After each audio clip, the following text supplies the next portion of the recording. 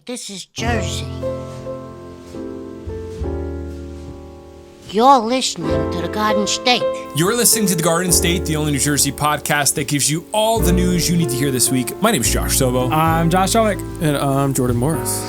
Welcome back, gentlemen. It is December 4th. We are in the Christmas season. Christmas time is here in the Garden State. Outside tonight, the air is crisp. I can hear Charlie Brown Christmas, Vince Giraldi playing. We got a little Arctic blast coming through, Josh. Yes, Arctic blast is rolling through tonight. All we're missing is some snow on the ground. And our poor Jimmy Parks is not here with us Jimmy tonight. is not here tonight. But Jordan showed up. We haven't seen Jordan since before he got married. So Yeah, it's hi, been Jordan. a minute.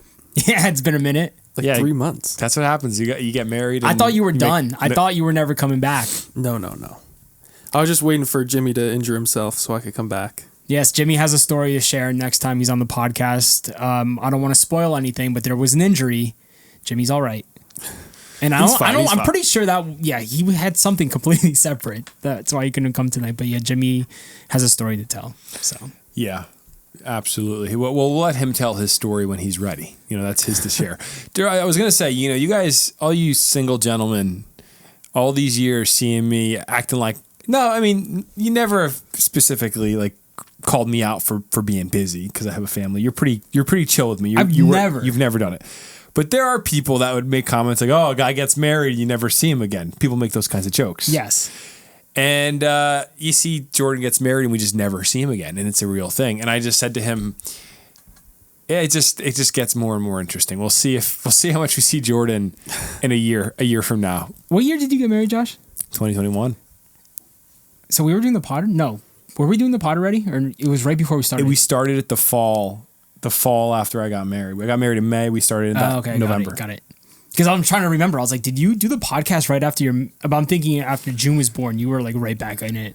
No, we did. We started in my first apartment with my wife. True. So it's good to be back, gentlemen. That's the whole point here. And I feel energy surrounding this episode here. I feel like it's going to be a good episode. I feel like just a good wave coming through right now. Yeah, I mean, I feel something good's going to happen. Hey, good vibe. I have an idea. I just wanted to float this on the spot. You know, there used to be like clubs for people, for like men. They go to like the Elks Lodge or... Still is, but yes. Is that still a thing for guys, the Elks Lodge, or is that for anybody? Dude, I passed by an Elks Lodge the other night. It was packed. Is that for like anybody though, or is it like a guys thing? I don't know. Well, do guys like, maybe like, I'm pretty sure it's just guys, but I have no idea. We should start like a secret society in New Jersey. Based around what? Our love for New Jersey or just like a specific topic? Yes, but deeper than that. And there's different chapters and there's like a brotherhood element. And there could be a sisterhood element too for the ladies because we have female listeners. They could have their thing. But you low-key want a gentleman's club. I want like a dark, smoky room where we talk about... gentleman's club. Oh, no, that sounds, It's gentleman's club though, but not in that way. No, you're saying... It's a dude's club. Dude's club. I think Boys club. Boys club. I think a gentleman's club is where a different place. That's, when you go over the bridge going down the shore. Perth Amboy, yeah. Perth Amboy, that Go whole off area. to the left. Yeah, you go off to the left a little bit. There's those creepy looking spots. It's crazy. That's a different Still in thing. business. And that no gentlemen go there. That's the weird part Who's of that whole going thing. to these clubs? Yeah, I don't know, man. But I was gonna say, I was talking about a different sort of club. I'm talking about like a dark, smoky room where you walk in and people are like, "Do you want to hear the secrets of New Jersey?" And we start unlocking the secrets. Kind of like a less creepy, more innocent version of the Freemasons. But pretty much the same thing, but just not as creepy. I think that the Freemasons had like a weird satanic ritual element. I'm not into that. Yeah, we just keep it low key and chill. I'm just saying, like, we hang out, but like we get a smoke machine, so it feels ominous. Feels evil. So no cigar smoke. It's a smoke machine. It feels like something's going on. But nothing bad is happening. We just kind of play Monopoly and go, hey, did you know that in Trenton, the Battle of Trenton is the biggest... like, we just share facts. Sounds fire. Sounds like a good time. It does. I'm in. Just a thought. I do, though, on a serious note, we have the Discord going where people chat. I do think there's power in having a consolidated group of people that you could kind of use to wield power. 100%. So like we have like 5,000 people in a New Jersey society and we go, hey, this weekend we're all going to show up at the town hall meeting of this town. That would be really fun. Can you imagine like the Cranford town hall meetings? Get like going 100 viral? of us to just show up at once. Get like 1,000 people to show up outside the building. It would be news, baby. That'd be awesome. The whole state would know about it. Just to show up and just cause chaos. It would be so much fun. We should like how the unions in New York have the inflatable rat. We get like an inflatable tomato or something. They're like, they're here again. Yeah, we should just start unionizing. That's really what Every that's week a really what different I'm township getting at. A meeting. union. You just want to create organized chaos, right? No chaos. I just want organized anything. Organized I like chaos. Okay, so something that previous generations understood that ours don't. They understood the power of dudes getting off work in their construction uniform or in their suit and showing up to some town hall situation with a bunch of other guys to talk about a situation. That whole vibe. That's what I want.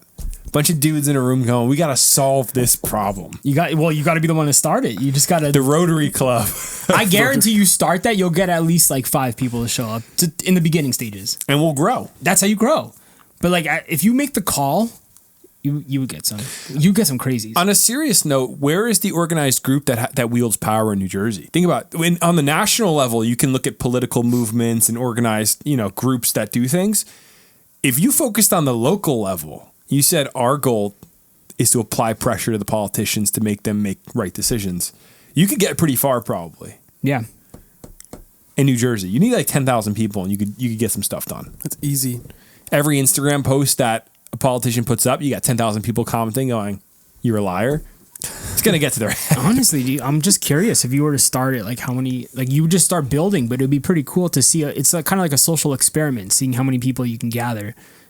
Until we fill the Prudential Center, and I stand at a podium, I slam my fist. Like just Dwight. to like fill up like a town hall meeting. Like I think that would be so funny, just to show up and just sit and just. The key to doing any of those groups really well is you need a piece of apparel that makes you stand out. So it would have to be like a quarter zip. That's easy. That's not the kids about already took it over. I think a green trucker hat with yellow text on it that says the society's name, and everybody just shows up. I think the red hat got taken already, so we need a different color. We need a green hat, like a John Deere looking hat. That's very early, set 1970s America, and a bunch of dudes showing up with a green hat on. Just can't let it turn into a cult, You got to make sure you're the leader. You can't let other people show up and just start turning into power. It is tempting. You get a little bit of power, and you're like, well, what if we all just bought land together? And then slowly it becomes, what if we just pooled our money and Josh, I get all of it? Listen, there's a reason why you want to put together this club. You want that feeling of power. Of family. A family. We are a family, Josh. But you're in charge. But you're the head. I'm the head. You make all the rules. You and tell I get them all what the to money. do. And you get all the money. That's how it. Do you think and what you say cults, goes? But do you think cults start like that? Like one guy has a really good idea. Hey, we're all going to be friends. Would assume we're going to bear the burden of each other's financial problems in a very unorganized sort of way, like 20 people, and then he starts getting a little too much power. I mean, yeah, you got like 100 people showing up. Like you're going to start feeling some sort of way. Yeah, that's true. I mean, you should honestly start it on like some sort of, I don't know, low key level. I would love to create a group. You have 400,000 Instagram followers. Like, what? We're gonna look back at this in 20 years, man. Why didn't we do that? So what if why are we not taking advantage? What if we of it? started a movement and it was called like the New Jersey Accountability Project, and we just said we're gonna meet once every 3 months. We're gonna rent a venue, and if you are interested in fixing New Jersey and holding our politicians accountable, show up. You'll get a free hat the first time you come, and then we're just gonna plan events. I think that's such a cool idea. You just have to go into it with a plan. Like, what are you actually going to do with them? The plan is the hat. That's it. That's how far I got. It's just selling merch. It's like a big Ponzi scheme to push merch. No, okay. So like, I'm clearly call into the mailbag if you would join one of Josh's meetings. Yeah, I think we could get down to business. Show up to Mount Olive and just tear things up. Even if we did it and we got like 5 people the first time, like 5 people, that's all we need. I think we could have a good time. I don't know. To fill a talk booth business. at McDonald's. Talk shop. We're just gonna talk. I think. Yeah, we're just gonna talk Jersey. I don't know. It's what we do about the podcast. Yeah, we're just gonna you're gonna get someone to show up who's gonna have a crazy plan, and we're gonna just build off of that. I don't know. I'm downloading Vision right now, and I'll share it later. Like I'm thinking of Aiden's gonna show up from the Discord. Of course. We'll get Brendan to show up. But we'll get Cheese from Medford. The founding members don't get green hats, they get golden hats. Ooh. So they're like. And then what do you get? Or you get like a special color hat for like an admin? I was gonna say a purple hat, a diamond hat, purple for like diamonds on like it. a royalty purple hat. No, I mean like. But you don't want to show that kind of power, do you? No. I would wear a green hat, and I would elect councilmen, the gold hat people. So, all right, hey guys, welcome back to the podcast. We are not starting a union or a movement, but we I think it would be fun. I think we got to tear it down, tear down the system a little bit.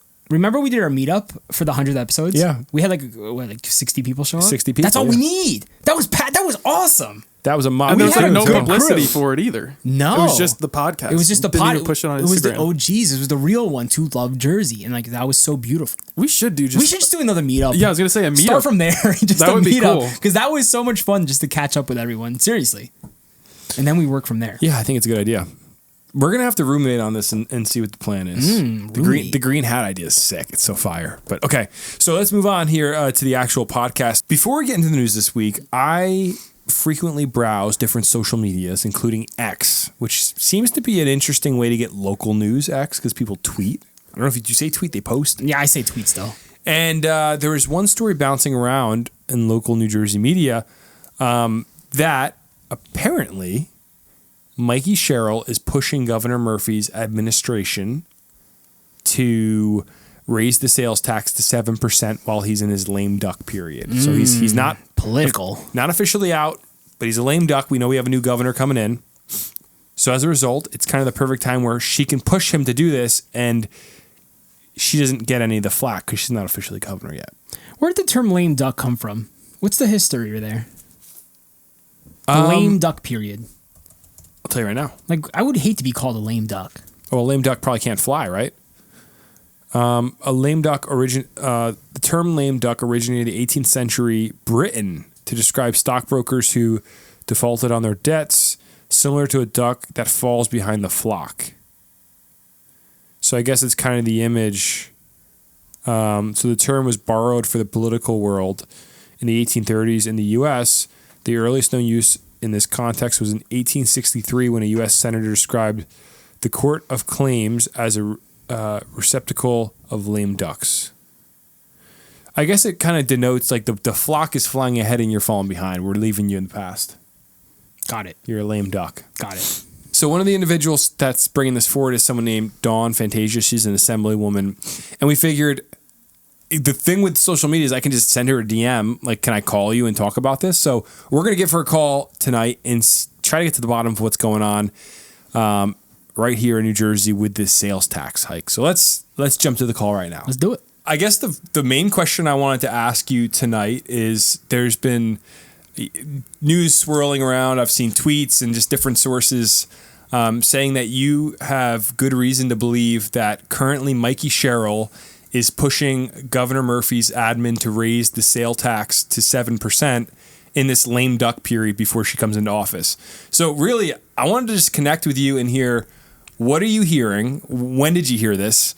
And what sort of information can you share with our listeners about this overall?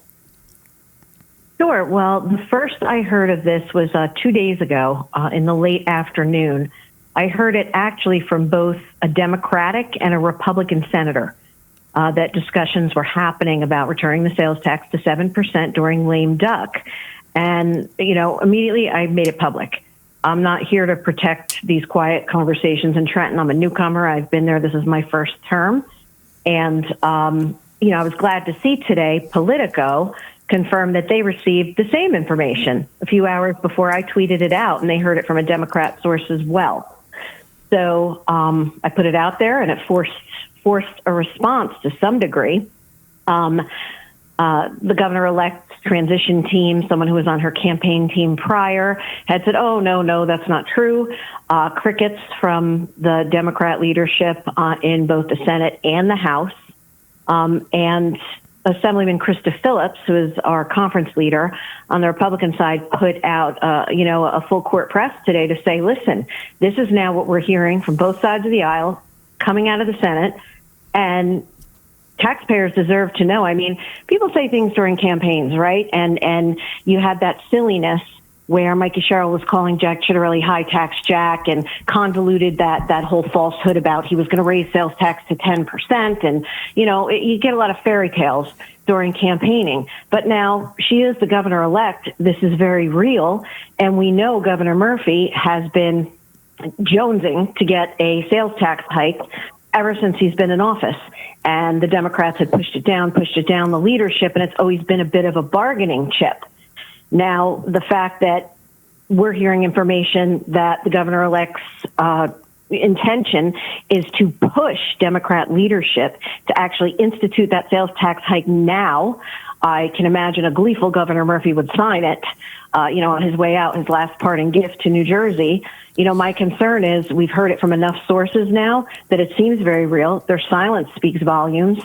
And, it's frustrating. It's very frustrating to not get any straight answers. These aren't the kind of conversations that should be happening in the dark. We need to know. We need to know what's coming. Yeah, and I think you make a great point. As residents of New Jersey, and for the record, we're not really a political podcast, but we've become just awakened to the fact that everybody makes all sorts of promises. We actually got to sit down with Mikey Sherrill as she campaigned. We sat down with Jack Ciattarelli as well. And, they give all sorts of lofty goals, but at the end of the day, what we care about is what's actually happening for residents in New Jersey. It feels to me that nobody is concerned at all with the affordability of this state, especially if now they're considering raising a sales tax as New Jersey residents struggle to afford basic goods in this, in 2025. So no, it's definitely shady. It's odd. So I'm curious, from your perspective, what are the next steps here? What should we be looking to hear from all of this? Do you think someone's going to make a statement, or is it just going to remain in the dark until something potentially comes out? Well, again, Micah Sherrill's camp denied this today via the transition team spokesman. If that's the case, she should publicly commit to no sales tax increase, not in lame duck, and not in her administration. So a written commitment would end speculation instantly. If she takes that stand, we would happily acknowledge it. That would be the best news that we've ever heard. But when you hear kind of a throwaway press quote that gets thrown out, no, that's not what's happening, and then we hear nothing from leadership, we know that there's a huge deficit in the budget due to the insane tax and spend policies over the past 8 years. It's got to be plugged somehow, and the anticipated revenue from such a tax hike would be just about $500 million. Wow. So, people say, oh, it's just, a small percentage, and if you don't make a big purchase, you're not going to feel it. Well, it's death by 1,000 paper cuts here in New Jersey. We see it with the school funding formula. We see when we lift that 2% cap, completely erroneously. We have a real spending problem in New Jersey. We don't have a revenue problem. We have a problem with differentiating needs versus wants. And, sometimes they bleed us in a large way, and other times it's, again, death by 100 paper cuts. And what the people really truly deserve after such a hot campaign season, after such a contentious campaign season, what we've done on our side is we kept our side of the deal regardless of who the governor-elect was, and we've introduced a bill, Assemblyman Chris Phillips and I, to reduce the sales tax to 6%, which was the plan all along following the election. So we did not change course from that. We continue to move forward with that, and I'd be interested to see what would speak volumes is if we had, a bipartisan push to actually embrace our bill. Yeah, no, that makes sense completely. And I'm curious, you had mentioned Politico's just came out with an article. Why do you think the big local publications, your NJ.coms, Asbury Park Press, all the big ones are saying nothing about this? It seems like this is a kind of a booming story for some young journalists to dive into that's trying to cut their teeth and make a name for themselves. So why is no one in our local media talking about this at all? It's very frustrating, and I talked to Assemblyman DePhillips over this. Again, there's a lot going on during a transition, right? When a new governor is coming in, there's a lot of chatter about who are the cabinet picks and who's this and who's that. We also have that giant bill that's coming through that had a really contentious hearing this week on Monday regarding the oversight of the comptroller's office and the SBI. So that's been taking the lion's share of I think the media coverage in New Jersey politics right now. I think people are taking a real wait and see approach. So today, again, Krista Phillips threw down the gauntlet and said, fine, we're hearing this from multiple sources. We're hearing this from the Democrat side. We're hearing this from Republican senators, people who are in the room and privy to different conversations. So again, what the media chooses to pick up or does not pick up, it's really on them. But quite frankly, don't say we didn't warn you when it happened. Yeah, absolutely. Well, thank you so much for your time. Thanks for calling in. We'll definitely keep tracking this story and telling our listeners what's going on. I think the biggest thing is our goal is just that regular New Jersey residents would have a pretty good idea and understanding of what's going on. The reason I ask about local media is we trust local media to help us stay informed. And I think that trust has been eroded, which is why you have a couple guys with a podcast calling an assemblywoman right now to get the information. So thank you so much for your time tonight. Thank you so much. Have a great night. You too. Isn't it crazy that we can just call politicians in this day and age? Oh, it's great. I want to get everyone's number. Yeah. Let's call Obama and Trump. Hey, Mikey Sherrill. She's our connect. Well, maybe not anymore after that piece. We got to call her. So that's the next piece. I would love to hear from her. Like we could ask her. Like Mikey, are you gonna raise this or not? Before we put this on social media, her team is super friendly to us. I want to reach out to them and see if they'll make a comment, and then we'll run with it and we'll see what the people say. That'd be fun. All right, we did get a mailbag this week, and I think, Josh, it's worth diving in to the mailbag this week. How do you say? Yeah, let's do it. If you want to call into the mailbag, just talk to us about New Jersey. Give us a little shout. And the number is 908 67 99 99 3. Hey, what's up, Garden State? It's Kenny from Belleville. You know, a long-time listener. Love listening to you guys on Fridays, especially in the morning, while I'm at work. My question for you guys is, do you think the last 5 years here in New Jersey, especially North Jersey, has traffic gotten worse? Because I always feel like I'm stuck in traffic here. And I don't know if this has always been a thing or it's been like way more people now, especially like the last 5 years. I don't know about South Jersey or Central Jersey, if that's even a thing. I don't know. But I know the traffic up here is horrible. Like every day on Route 3, 46, doesn't matter, Route 20, whatever it is, 80. But yeah, I just want to know like your guys' thoughts on this. So appreciate it. Can I answer him honestly?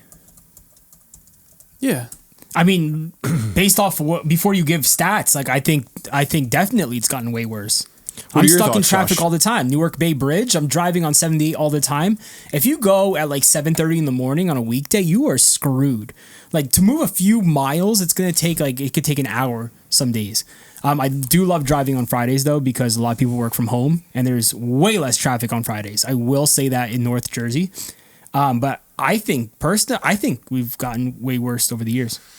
Yeah, I think a few things combined at the same time. First, you had COVID, people exiting the city, moving to Jersey. That's no secret. The other more hot button political issue, and I don't know, this might trigger some people to even bring it up, but I think it's real. Well, we're a sanctuary state, so we have lots of not a sanctuary state. We have sanctuary cities in our state, and they say around 10 million people came to America in the last 4 years. So if you have 10 million people come, a lot of people are in Jersey that weren't here a few years ago. You go to Plainfield. It would not surprise me if our population grew like 500,000 people in the last 4 years. Is there an actual number of how much our population has grown, even though it's not like official residents of the state? I have no idea. Well, look at apartments going up everywhere. There's so many apartment buildings in every single township. Look how many more people are coming into the state. Of course. We got a lot of people in this state. And that's why, I think like from driving, I'm making up numbers. Packed. I was making up a number there, but I think it's it's common sense. It does not make sense that we had a huge influx of people. Yeah, it makes sense. I would want to go to New Jersey. I mean, if they got a city where I'm good, I'm going to Jersey. I'm going to Plainfield. Yeah. Yeah, it's super packed everywhere you go. Where we live, I mean, Union County, dude. You don't want to be found on Route 22 on rush hour or like any of these highways. It's so bad. I mean, that conversation all around, obviously Republican, Democrat, very triggering conversation both sides. But if you think about it, because everybody says a different number. I've heard 20 million, 8 million, 10 million. Let's just say 10 million. Okay. And then how many states have sanctuary cities where it's like, hey, you're cool if you want to live here? I looked it up before. It said like somewhere between 10 and 17. I don't know why the numbers aren't clear. So that means, there's a pretty good chance that if 10 million people came in, 300,000, let's just say. Well, if they evenly distributed across all states, it would be like, what, 200,000 people per state? 10 million divided by 17. Oh, you're saying just of the sanctuary ones. Of the I was just sanctuary. saying that if you did the 50 states. Yeah. Even if you did the 50, you're it'd be right. like 200,000 Yeah, per you're right. state. That's true. Aren't we like So the it's most like- densely populated state too in the country?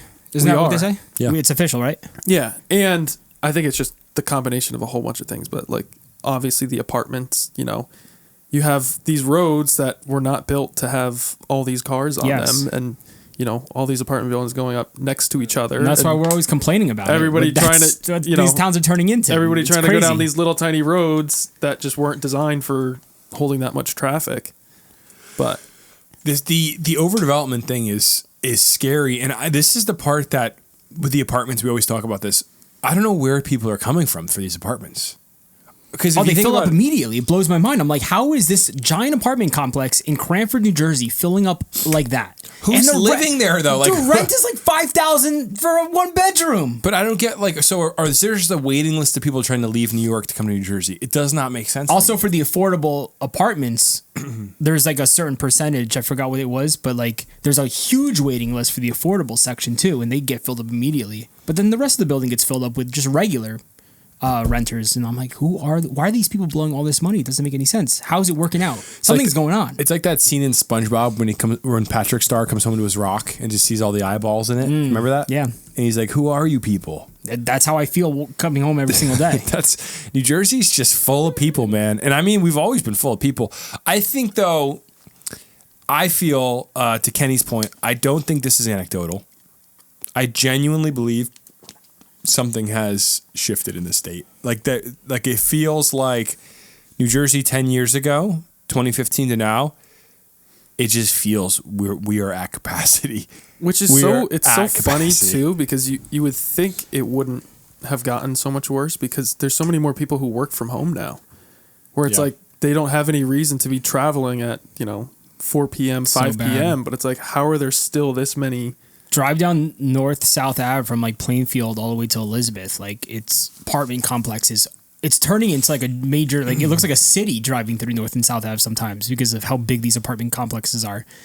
And I live right near them, and it's insane how many people are coming through this area. I can't even drive North and South Ave some days because it's so crowded. Yeah, It doesn't make any sense. It makes me so mad because I love my town. Well, our politicians have sold New Jersey residents out with the development piece. They've accepted that we are going to have endless apartments. Yeah, no matter who you voted for. Yeah, no matter who. We asked both candidates, and they were like, Yeah, we're gonna do it. we're going to do it. So no one seems to give an explanation of where this crisis of housing even came from. Because nobody was talking about a housing crisis when I was in high school, 12 years ago. This just came out of nowhere. Like there was no signs that we were going to have a housing crisis. And then suddenly we have a housing crisis from COVID to now. So what happened in the last 5 years to make a housing crisis arise?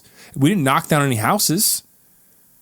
And we had people leave. And COVID happened. We had an exodus. We had tons of people go to Florida, North and South Carolina. So explain to me where all these people came from and where they continue to come from. Why is there no clarity on this? There's no data out there to tell us. It's very strange. So Kenny, brother. Yes, the answer is yes. What I'm going to encourage you to do is to get out of Belleville. That's your first problem. You need to move out west. I would say shout out Frank the Tank, Belleville, New Jersey. I know. I would say, Kenny, get out to like Hunterdon County, Sussex County. You're good, brother. It'll be a lot more quiet. Not perfect. There's still going to be traffic, but your life will be significantly less stressful. When I drive between the Union Toll Plaza and the Bloomfield Toll Plaza on Parkway, every time there is traffic between whether north or south, there's traffic. Oh, it's a nightmare. At some point. And I feel my blood pressure rising. So bad. So, Kenny from Belleville, thank you for the call, brother. Thank you for the call, man. We hope you have a good weekend. And Merry Christmas. And a very Merry Christmas, brother. All right, moving on. Let's get into some news. Whoa, yeah. Hard pivot. Transition. Whoa. I didn't know where that was going with the first part. neither did I. You ever watch the needle drop? Transition. No? The, Okay, just the needle drop? Yeah, it's a YouTube channel. Yeah, sounds very niche. Transition. No. Sounds like it's when It's you, just transition. okay. Gabagool. Hey, speaking of gabagool, I kind of want to watch The Sopranos and just see what it's all about. I know, Isn't bro. it sad we have a Jersey podcast? I've never Since seen day all one, of The everyone's like, Sopranos. you guys haven't seen The Sopranos? No, I haven't seen it. I think it's sue me. we should have never admitted that, but it is a thing. Yeah, we said it a few years ago. It's been a few years since we brought it up. I was trying to keep it low key until you just brought it up. But. Yeah. All right, so we've had a lot of weird stories with wildlife around New Jersey. We had a story with some coyotes biting a lady up in Bergen County. We have bear problems left Bear and right. problems. Oh man, I had a coworker come to me the other day and she goes, "You live in New Jersey? That's where they shoot the bears." Oh, goodness. I was like, Yeah, it's called the bear hunt.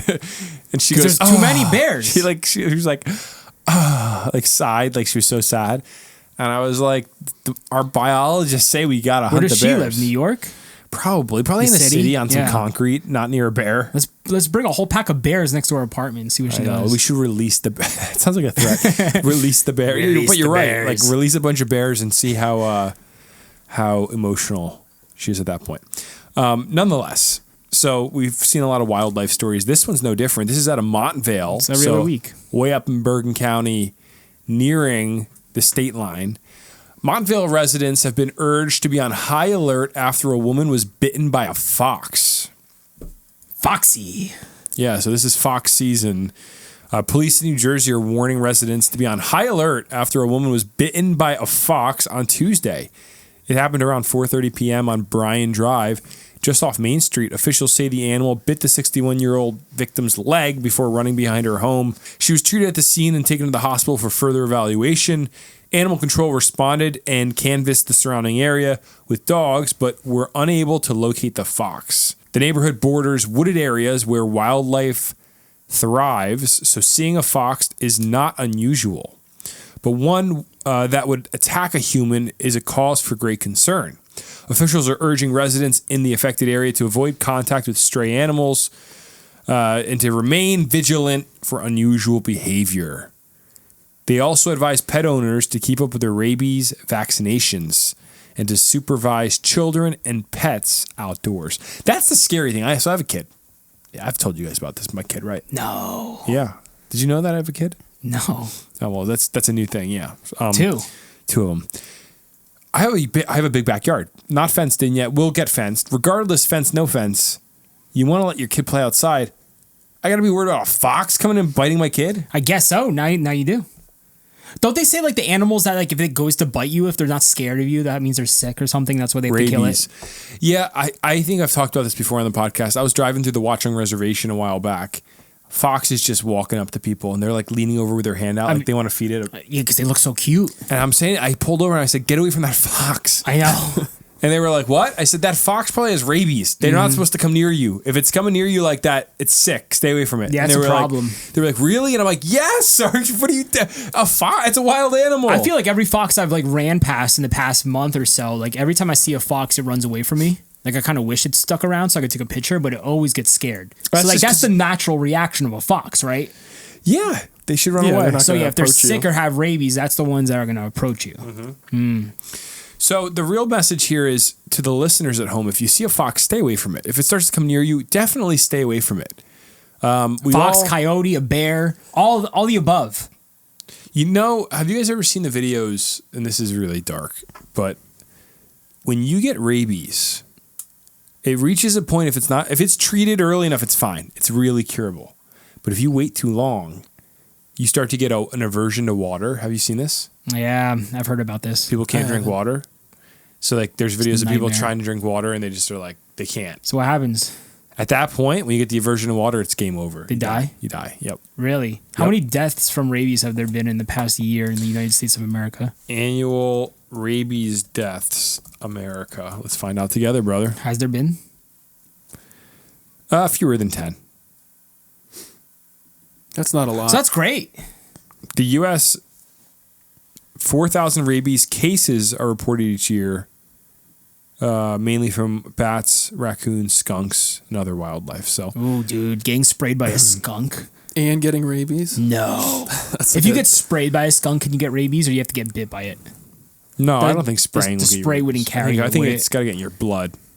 Oh, It got to bite you. I have a funny story about a fox.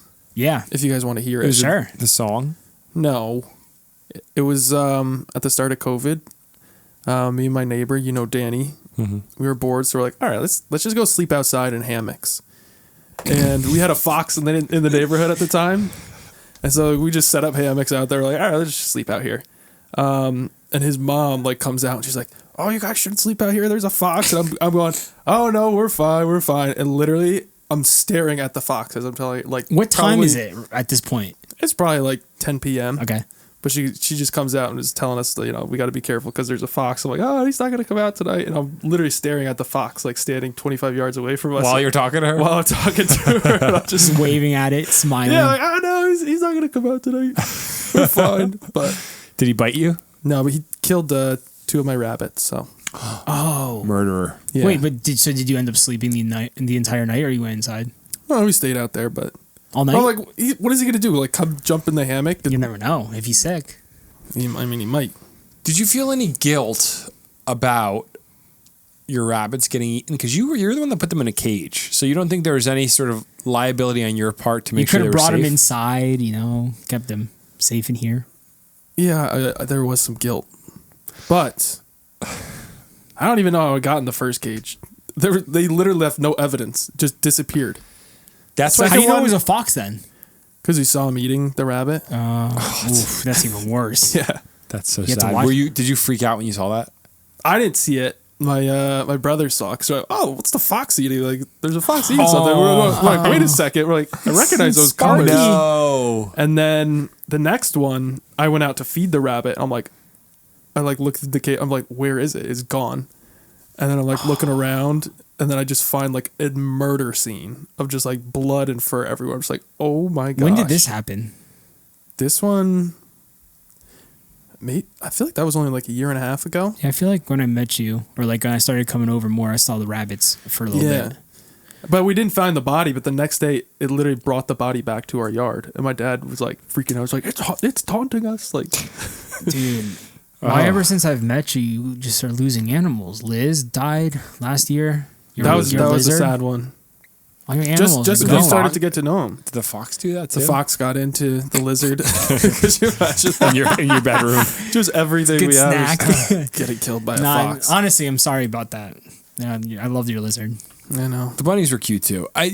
People don't realize though, you get disconnected from wildlife, and that's why I love that It's Instagram nature. page. Nature is Metal. You ever see that page? Yeah. Great follow. Just crocodiles ripping baby deers apart, and you're just like, it's so sad. But also, is it sad? It's natural instinct. Like, that's as what humans, that's what they do. We ascribe value because we're humans. We're better than them. We're better than the animals. People don't like when you say But that. we eat meat all the time. Yeah, but we don't. But to me, I would never go rip a human. Well, okay, hold on. I don't want to get into the. It gets weird. I would just. I was just gonna say, You're gonna eat a human? like murdering a human. You look at it and you're like, I've seen videos of bears killing their cubs. They're savages. Yeah.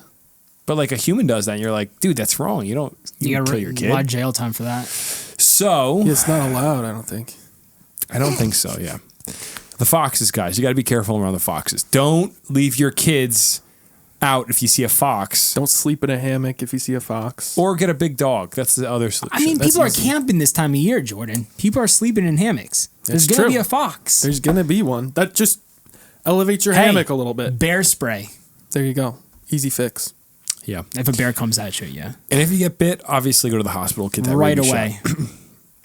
Great All story. right, moving on. I really like this next story, and I want to give a shout out to this congressman that's come up with this idea. One New Jersey lawmaker wants to make UPS and FedEx porch package theft a federal crime. Coming for the porch pirates. Yeah, I mean, to me, this is the type of legislation we need. People that steal packages, it should be a federal crime. It's happening way too often.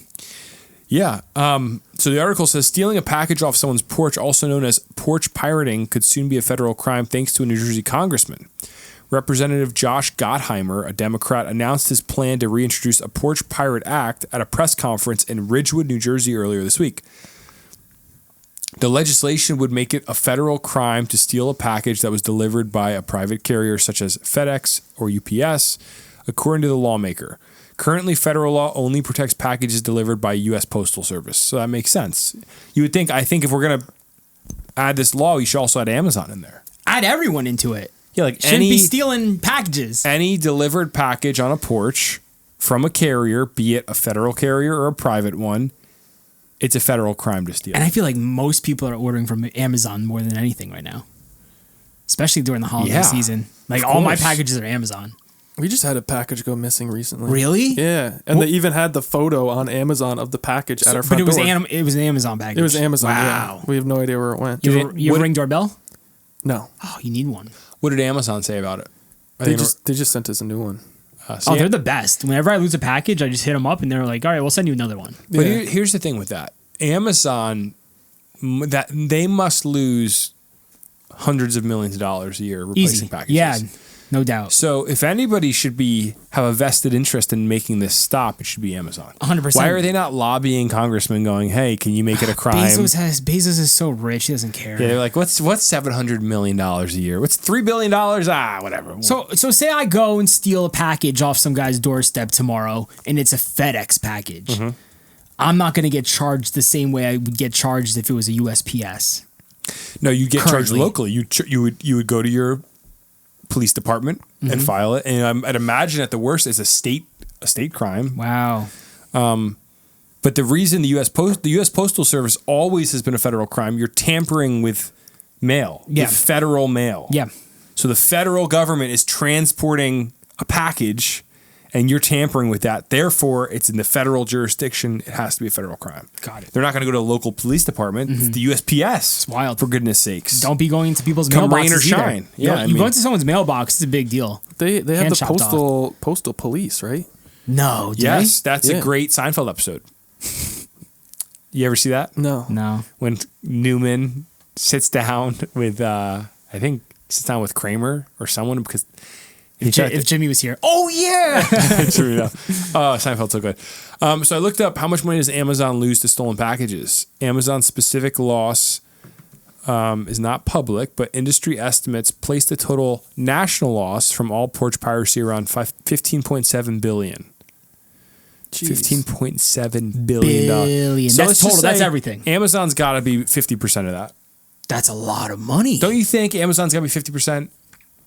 Yeah, I'm sure they make up a huge portion of that. Most packages I've seen like in my apartment are Amazon daily. They might be more than 50%. So if that number is real, that means you're talking around $8 billion. I don't know if they always do like replace it though. Yeah. I think it's just like a rare, like if it happens more than once, I don't think they're going to do that. They're not going to believe you. Yeah. Like it also depends on how much money you spent really. Yeah, like it was like a cheap thing, but if it was like a couple $100, I don't think there's any way they're gonna be like, yeah, we'll replace that because they have the photo showing they delivered it. Yeah. You ever see the Amazon drivers steal stuff though, where they take the photo of it being there and then they take it because they're just like that's hilarious. People are the worst. Yeah, they should go to jail. So Representative Josh Gottheimer introduced this plan. So the legislation would make it a federal crime to steal a package. Gottheimer announced the bill on Cyber Monday, an annual event during which online retailers offer deep discounts. The legislation would impose federal penalties for the package theft, including up to 10 years in prison and up to $250,000 in fines, according to Gottheimer.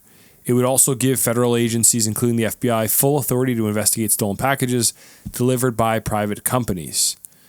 There's a literal Grinch that tears through neighborhoods, stealing away Christmas presents and essentials from grandparents and children alike, right off their front porch when a package arrives, Gottheimer said in a statement. Huge statement right there. Yeah, he's pulling out the heartstrings there, which is true. I mean, these people steal people's Christmas presents. They steal... It's a lot of money. And I don't know why, as a culture, we accept, like we're just so soft on crime as a culture. It makes no sense to me. You steal a package off someone's steps, you don't get to be a part of society anymore. I'm sorry. You got to get that Ring doorbell. You got to get the camera. Yeah, but but this is what I mean. This is a low trust society. We never lived in a time. Oh yeah, it's over. It's over. You're not going to get where you could it's not gonna go. get better. I don't have to worry about a package on my steps. We're going to live in a surveillance state where we're all recording our neighbors because we can't trust that. It's terrible. Everyone around us is a thief. No, we need to end it because then the social fabric falls apart in America.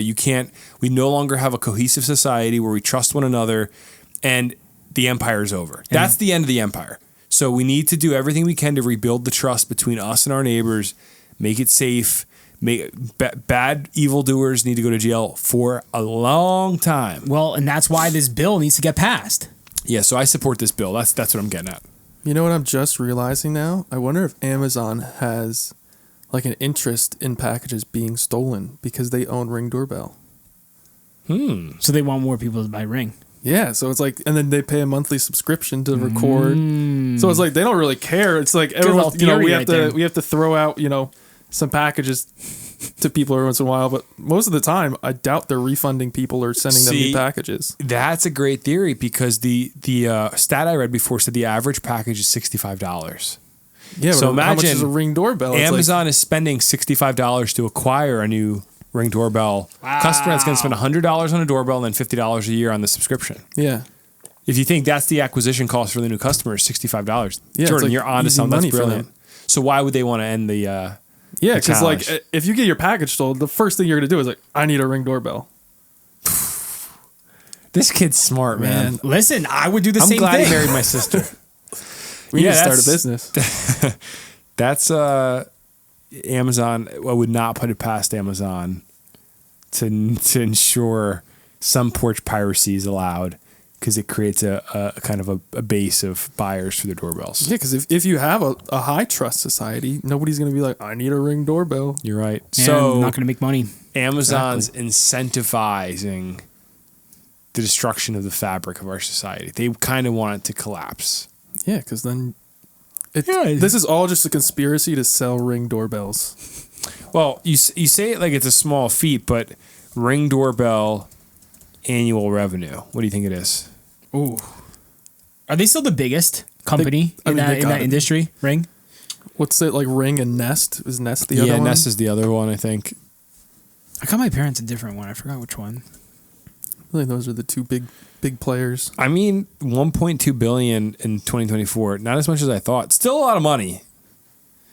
But you think 1.2 billion and they're spending maybe 7 million on whatever, or 7 million lost packages, 7 billion lost packages a year. I don't know, Jordan. The conspiracy's kind of falling apart there. I got to look further into it. I wonder if there's more money being hidden. Spend the week looking into it. I'm going to. There might be Somebody a lot of else things to uncover. Has to have this conspiracy. Has to be. Maybe you could find like a group of people to get together and just talk about green it. hats. In green hats. All right, let's move on to the last story of the night, and then we're going to wish everybody a Merry Christmas and Happy New Year. Yeah, we're done for the year. Are we? I'm just kidding. I was gonna say. Maybe. No, we're not. We're coming back. Starting in February, New Jersey residents without a real ID will face a $45 fee at TSA. $45, a lot of money. Could have bought your family some Chipotle with that money. Nope. A coffee from Starbucks at the terminal. Isn't it amazing how these agencies create a problem and then charge you for their problem they created? I wonder how, like, I know they say like 94% people like have real IDs right now. But I don't. I guess like a lot of, you don't have one yet? No. What do you guys? Well, you're the 6%. What are you guys? A bunch of like, I don't know. I got a new license. I'm going to get real ID. Why wouldn't you? I got a new license in the mail. I just ordered a new one. Yeah, you didn't check off the box that said give me a real ID? No. Well, you don't fly anyway. It doesn't really matter for you. This is not a real ID, baby. They're still giving out the fake IDs. What's your expiration? Expiration 2027. Well, yeah. When's the last time you went on a plane? Earlier this year. I used my passport. True. Yeah, you have a passport card, so you're fine. See, that's fine. You're fine. Yeah, I'm not getting a real ID. I'm riding it out. I'd encourage our listeners, don't get a real ID. No, I'm going to get... Phil Murphy's going to knock on my door tomorrow. So New Jersey air travelers who haven't yet gotten their real ID will be charged a $45 fee beginning in February, according to an announcement Monday from the TSA. The updated ID has been required since May, but passengers without it have so far been allowed to clear security with additional screening and a warning. The Department of Homeland Security says 94% of passengers are already compliant and that the new fee is intended to encourage travelers to obtain the ID. To get the real ID in New Jersey, you must have 2 proofs of residential address, 1 proof of social security number, 6 points of ID, according to the New Jersey Motor Vehicle Commission.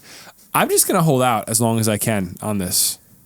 But yeah, hey, to our listeners, if you're traveling, you don't have a real ID, bring $45 with you.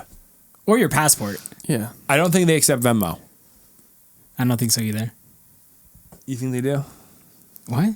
You think they would take like a little Venmo? Well, Cash App, Zelle?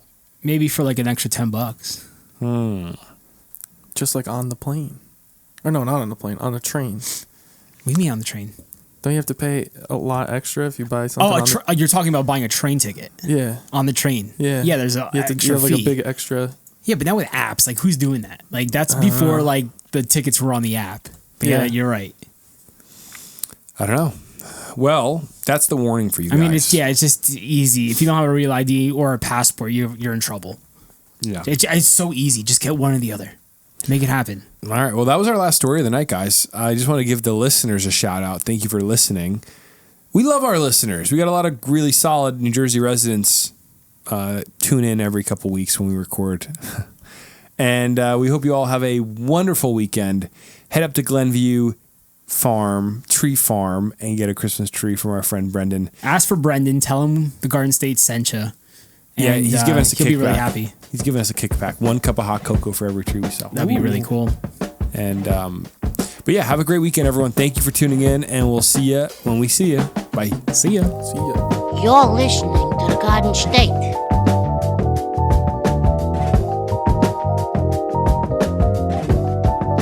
The Dirty Jers.